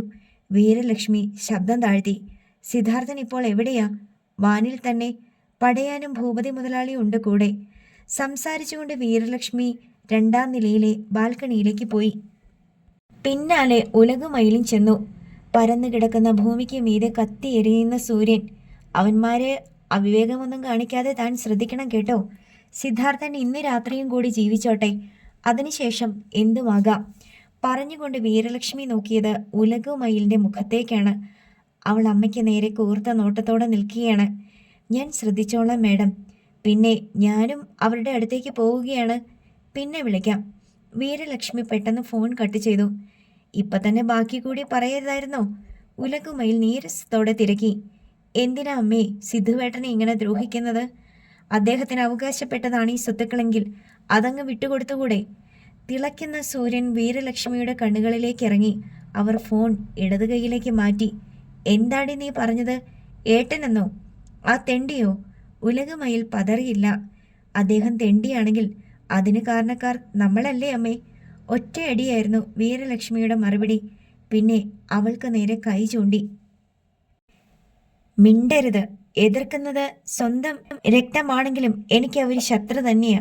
ഇവിടെ കാര്യങ്ങൾ എങ്ങനെ വേണമെന്ന് ഞാൻ തീരുമാനിക്കും. അത് തന്നെ നടന്നിരിക്കും. അറിയാമല്ലോ. കവിൾ പൊത്തിക്കൊണ്ട് ഉലകുമയിൽ ചീറി.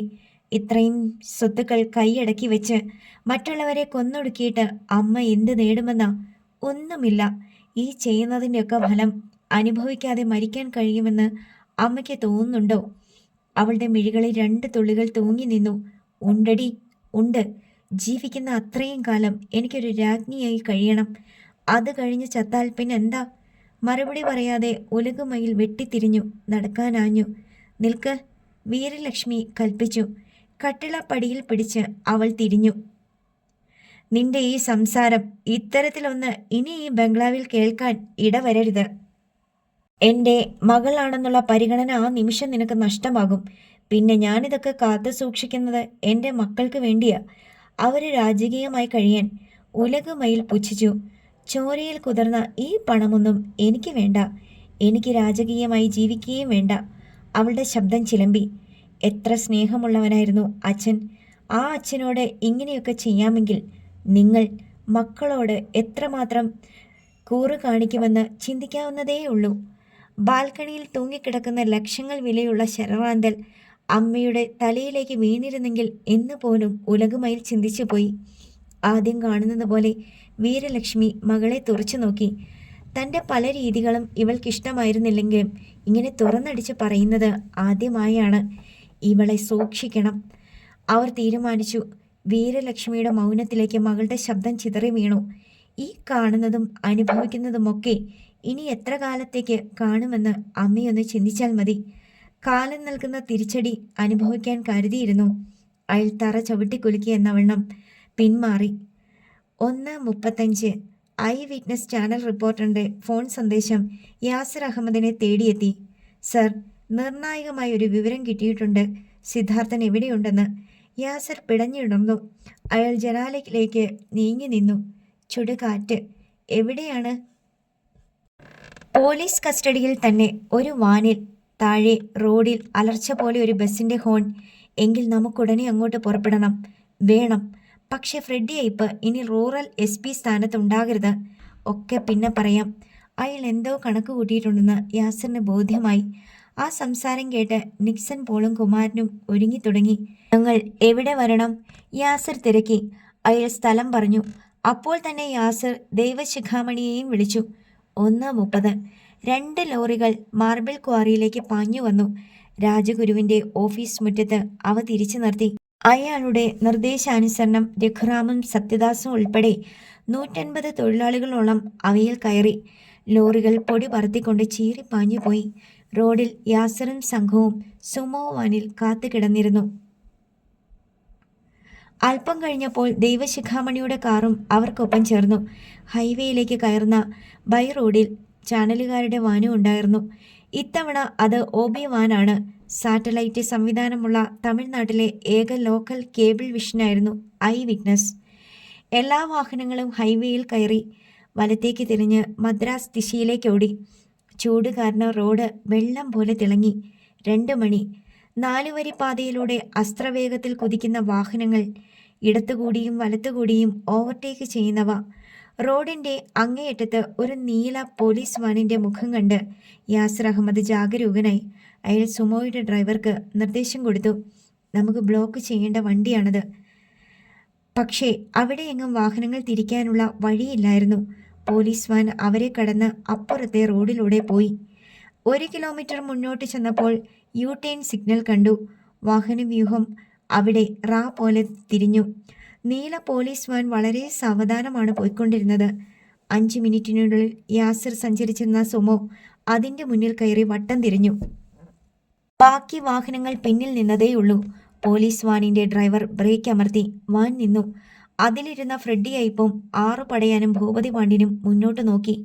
എടുത്തു മാറ്റിനടാ വണ്ടി, ഫ്രെഡി അലറിക്കൊണ്ടൊരു തെറി വിളിച്ചു. എന്നാൽ സുമോയിൽ നിന്ന് യാസിർ അഹമ്മദും സംഘവും ഇറങ്ങുന്നത് കണ്ട് അവർ കിടുങ്ങിപ്പോയി. നാസറേ, അയാൾ പോലീസ് ഡ്രൈവറോട് നിർദ്ദേശിച്ചു. പിടി കൊടുക്കരുത്, വാൻ പിന്നോട്ടെടുത്ത് ആ വണ്ടിയെ കടന്നു പോ. നാസർ വാനിൻ്റെ റിവേഴ്സ് ഗിയറിട്ടു. എന്നാൽ തൊട്ടു പിന്നിൽ ചാനൽ വണ്ടി ബ്രേക്ക് ഇട്ടു. അതിനും പിന്നിൽ ദേവശിഖാമണിയുടെ കാറും ലോറികളും. ലോറിയിൽ നിന്ന് തൊഴിലാളികൾ റോഡിലേക്ക് ചാടി. അതാ 6 പടയാൻ കൈ ചൂണ്ടി. വാനിൻ്റെ ഗ്ലാസുകളെ പൊതിഞ്ഞിരിക്കുന്ന ഇരുമ്പ് നെറ്റിൻ്റെ ചതുരക്കള്ളികൾക്കിടയിലൂടെ ആ കാഴ്ച കണ്ട് ഫ്രെഡിയുടെ ചോര മരവിച്ചുപോയി.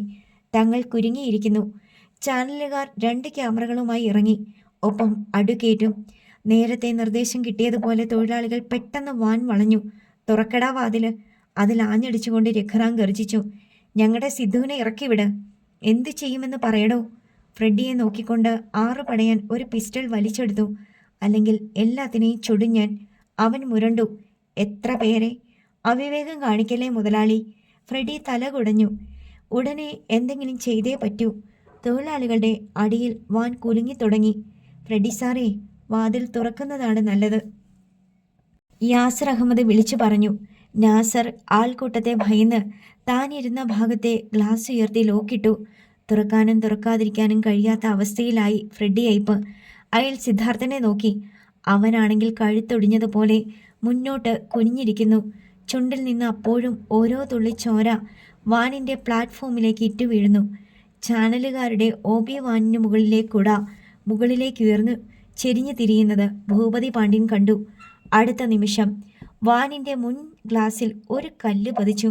ഇരുമ്പ് നെറ്റിനുള്ളിൽ പോലും ഗ്ലാസ് മുത്തുമണി പോലെ ചിതറി നാസറുടെ ശരീരത്തിലേക്ക് വീണു.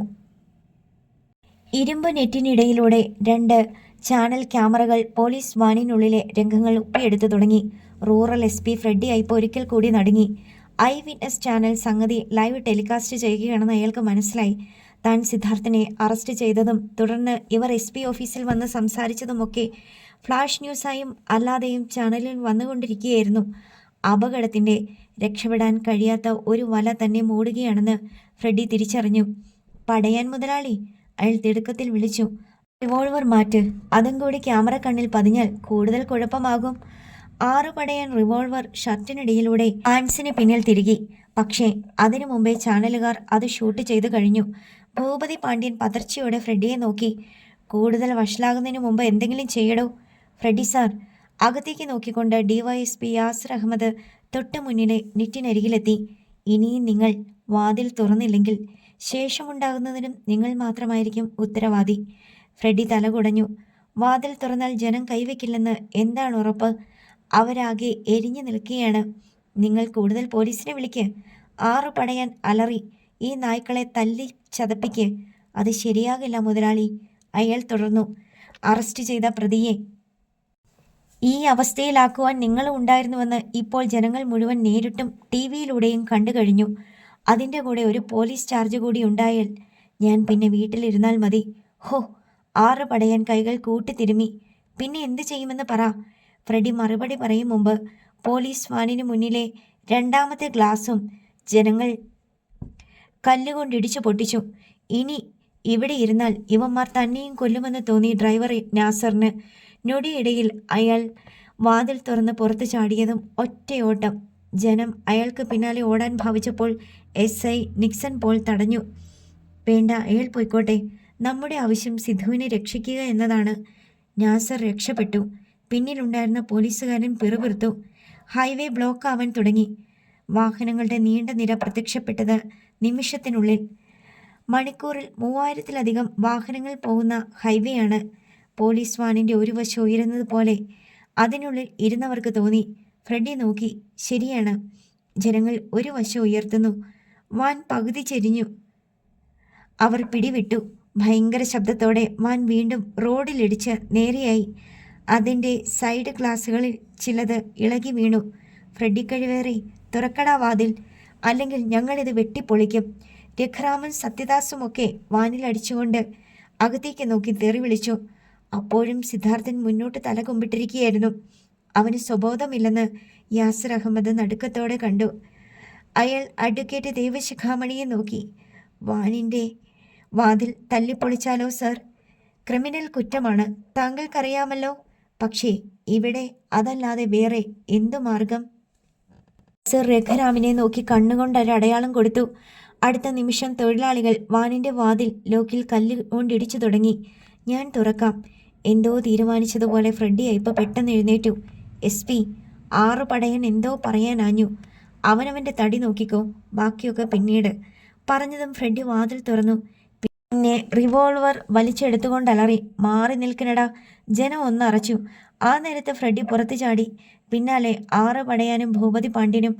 അകത്തിരുന്ന പോലീസുകാരന് മാത്രം ചാടാനായില്ല. മറ്റുള്ളവർ ഉയർന്ന റോഡിൽ നിന്ന് താഴേക്ക് ചാടി മുൾക്കാടുകൾക്കിടയിലൂടെ മുന്നോട്ട് കുതിച്ചു. ജനം കല്ല് പെറുക്കി അവരെ എറിഞ്ഞു. എല്ലാ രംഗങ്ങളും ക്യാമറ കണ്ണുകൾ ഒപ്പിയെടുത്ത് ടെലികാസ്റ്റ് ചെയ്തുകൊണ്ടിരുന്നു. യാസിർ അഹമ്മദും സംഘവും വാനിലേക്ക് ചാടിക്കയറി. യാസിർ സിദ്ധാർത്ഥൻ്റെ താടിയിൽ പിടിച്ചുയർത്തി. അടഞ്ഞ കണ്ണുകൾ, അപ്പോഴും വായിലൂടെ പതച്ചു വരുന്ന ചോര. അയാൾ അവൻ്റെ മൂക്കിന് മീതെ കൈവച്ച് നോക്കി. ശ്വാസമുണ്ട്. നിക്സൺ അകത്തിരുന്ന് വിറച്ച പോലീസ് കോൺസ്റ്റബിളിനോട് അലറി, ലോക്കഴിക്കടാ. ഭയന്നുപോയ പോലീസുകാരൻ പോക്കറ്റിൽ നിന്ന് താക്കോലെടുത്തു. സിദ്ധാർത്ഥൻ്റെ വിലങ്ങഴിച്ചു. അവൻ തറയിൽ വീഴാൻ ഭാവിച്ചപ്പോൾ കുമാരൻ താങ്ങി. യാസിർ രഘുറാമിനെയും സത്യദാസിനെയും അകത്തേക്ക് വിളിച്ചു. അവർ കൂടി താങ്ങിയെടുത്ത് സിദ്ധാർത്ഥനെ പുറത്തിറക്കി.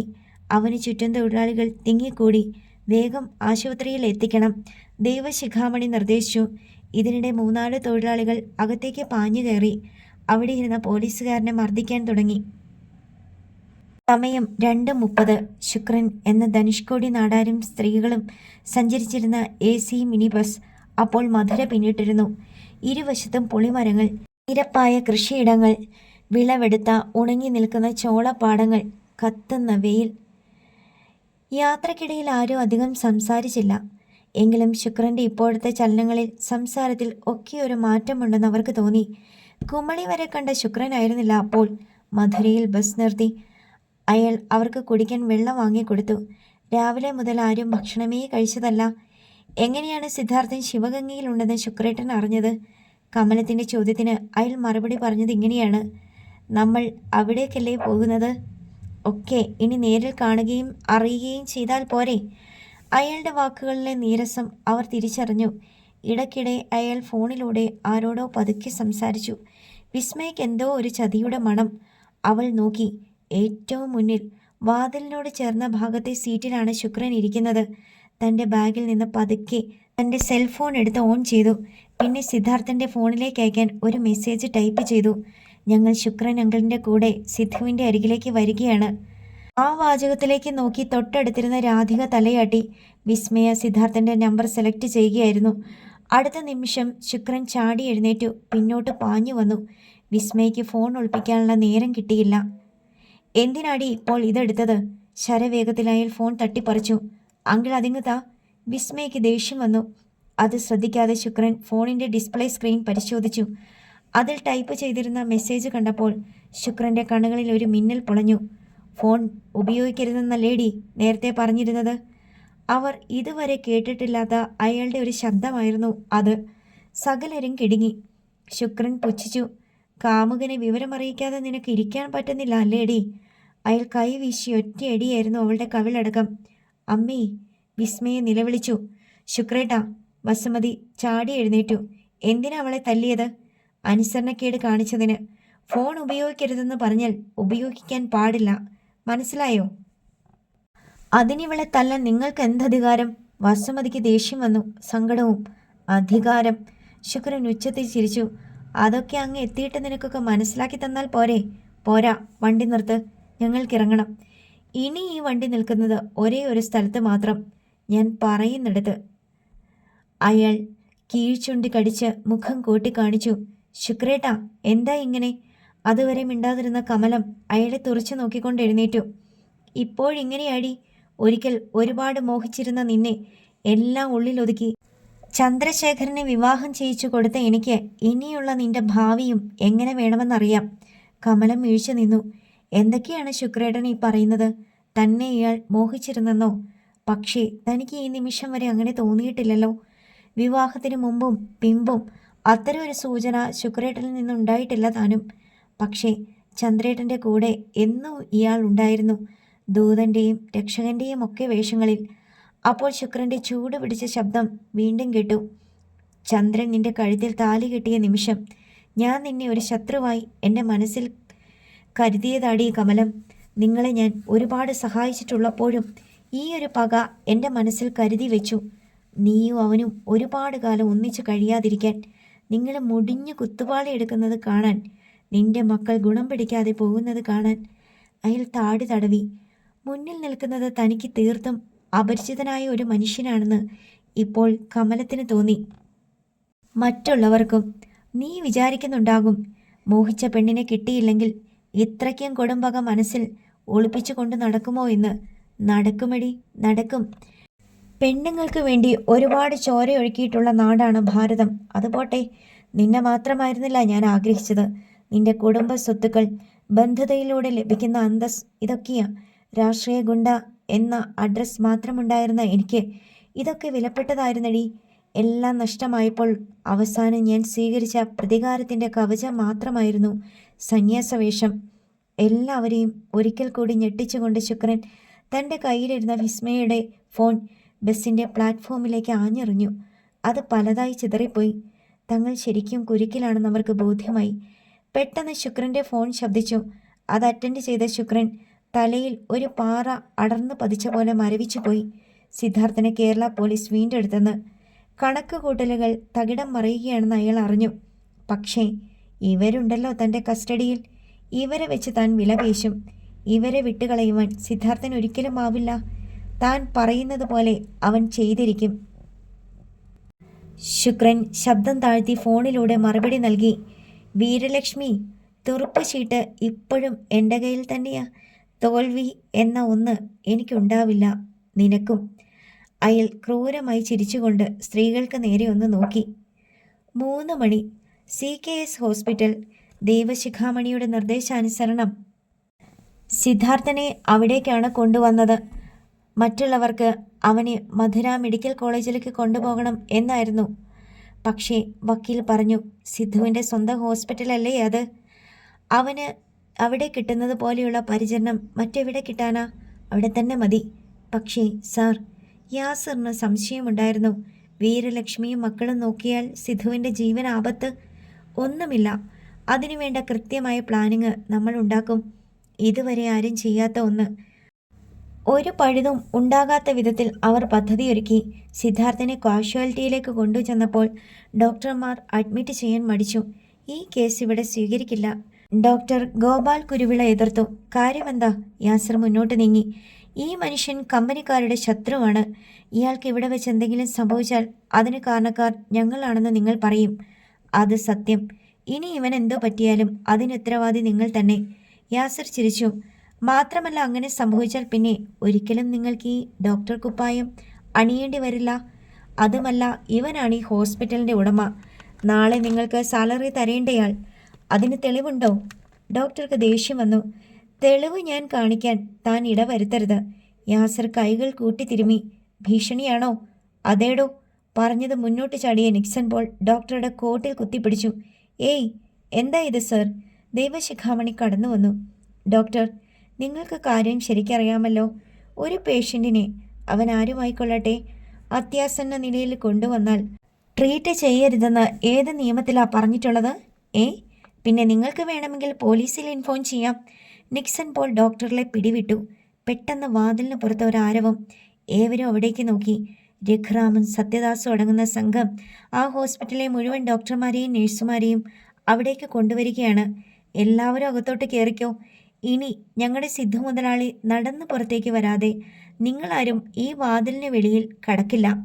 അദ്ദേഹത്തിന് എന്തെങ്കിലും പറ്റിയാൽ ഇതിനുള്ളിൽ നിങ്ങളെയും ഞങ്ങൾ വെട്ടിമൂടും, സത്യദാസ് പറഞ്ഞു. എല്ലാവരെയും അകത്താക്കി തൊഴിലാളികൾ പുറത്ത് കാവൽ നിന്നു. ഇപ്പോൾ എന്തു പറയുന്നു? യാസിർ ഡോക്ടർ ഗോപാലിനെ നോക്കി.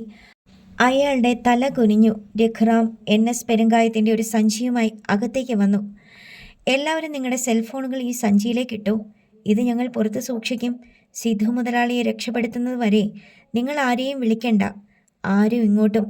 ശരിക്കും തങ്ങൾ കുരുങ്ങി എന്ന് ഡോക്ടർമാരും നേഴ്സുമാരും മനസ്സിലാക്കി.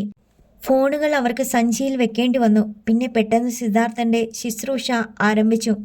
ഇപ്പോൾ ഞങ്ങൾക്ക് ഒന്നും പറയാൻ പറ്റില്ല.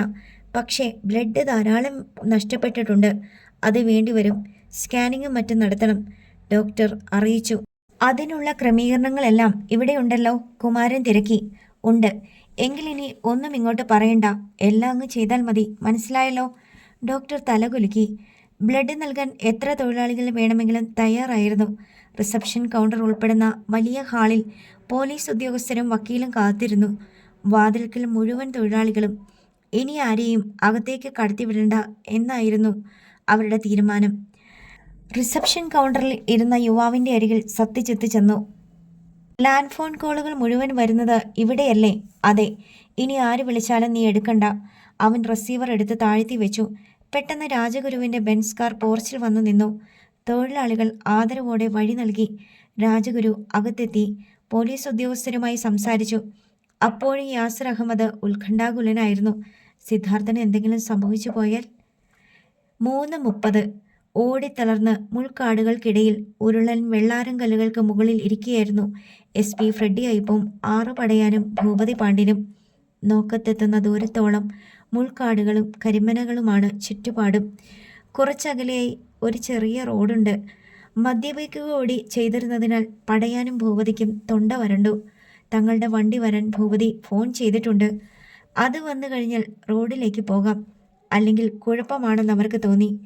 അവനെ അങ്ങ് തീർത്താൽ മതിയായിരുന്നു. ഭൂപതി പാണ്ഡ്യൻ പല്ലെറിഞ്ഞി. എന്നാലും ഇതിൽ കൂടുതൽ എന്ത് സംഭവിക്കാൻ? ഇതിപ്പോൾ നാട്ടുകാർ മുഴുവൻ TV-യിലൂടെ കണ്ടു. നാണക്കേട്. വീരലക്ഷ്മി മേഡം തന്നെയല്ലേ മുതലാളി പറഞ്ഞത്? ഈ രാത്രി വരെ അവൻ ജീവിച്ചിരിക്കണമെന്നും തലയ്ക്കും കൈകൾക്കും കുഴപ്പമുണ്ടാകരുതെന്നും ഫ്രെഡി അയ്യപ്പ് ഓർമ്മിപ്പിച്ചു. പുല്ല്. പടയാൻ ചിറികൂട്ടി. അവനെ കൊന്നിരുന്നെങ്കിൽ ഇനി ഒരിക്കലും അവകാശം പറഞ്ഞ് ആരും ഇങ്ങോട്ടും വരത്തില്ലായിരുന്നു. ഇതുപോലെ കാര്യം നടന്നു പോയനെ. അതിനു പകരം വെറുതെ സ്വത്തുക്കൾ എഴുതി വാങ്ങണമെന്നും പറഞ്ഞ് ഭൂപതി ഒരു സിഗരറ്റ് കത്തിച്ചു. പടയാൻ ചിന്തിച്ചത് മറ്റൊന്നാണ്. അവനെ ഏത് ഹോസ്പിറ്റലായിരിക്കും കൊണ്ടുപോയിട്ടുണ്ടാവുക? അവൻ തലമുടിയിൽ പിടിച്ചു വലിച്ചു. നമ്മുടെ ഹോസ്പിറ്റലിൽ തന്നെ ആവാനാണ് സാധ്യത.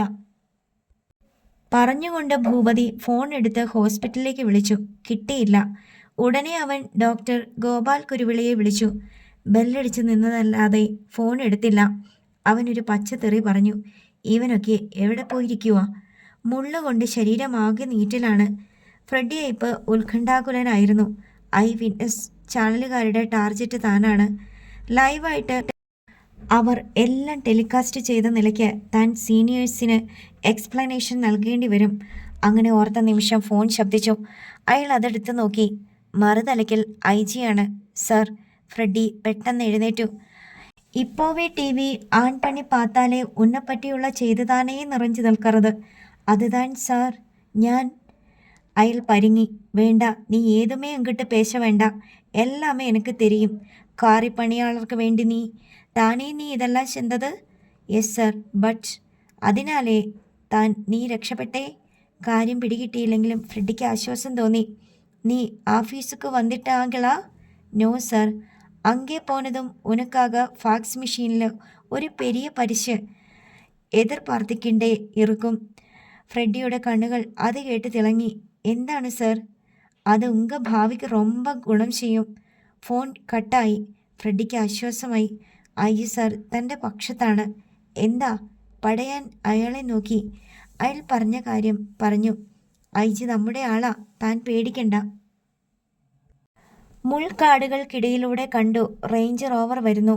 അവർ വേഗം ചെന്ന് അതിൽ കയറി. ഫ്രെഡി അയ്യപ്പിനെ ഓഫീസിലിറക്കിയിട്ടാണ് പടയാനും ഭൂപതിയും പോയത്. ഓഫീസിലെത്തി തൊപ്പിയൂരി മേശപ്പുറത്ത് വെച്ചയുടൻ അയാളുടെ കണ്ണുകൾ ഫാക്സ് മെഷീനിലേക്ക് നീണ്ടു. അതിൽ നിന്ന് ഒരു പേപ്പർ പുറത്തേക്ക് തള്ളി നിൽക്കുന്നത് കണ്ടു. ആകാംക്ഷയോടെയാണ് ഫ്രെഡി അതെടുത്തത്. അക്ഷരങ്ങളിലൂടെ തിടുക്കത്തിൽ കണ്ണുകൾ തെന്നി നീങ്ങി. തലയിൽ കുറുവടിക്ക് ഒരു അടിയേറ്റ പോലെ ഫ്രെഡി അയ്യപ്പിൻ്റെ കണ്ണുകൾ തള്ളിപ്പോയി.